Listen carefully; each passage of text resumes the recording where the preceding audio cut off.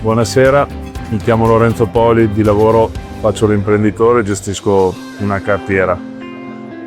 Volevo cogliere questa occasione per ringraziare di questo invito,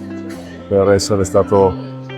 coinvolto in questa piacevole serata, ma soprattutto per essere stato coinvolto nelle attività del Banco Alimentare, che trovo un'organizzazione estremamente importante per il territorio e per il tessuto sociale del Veneto e di Verona in questo caso. Da tempo ne seguo i lavori, da tempo ascolto le testimonianze di voi che ne fate parte, di voi che poi ci riportate dei numeri che sono da un lato terribili per l'estrema necessità che c'è della vostra azione e dal lato dolcissimi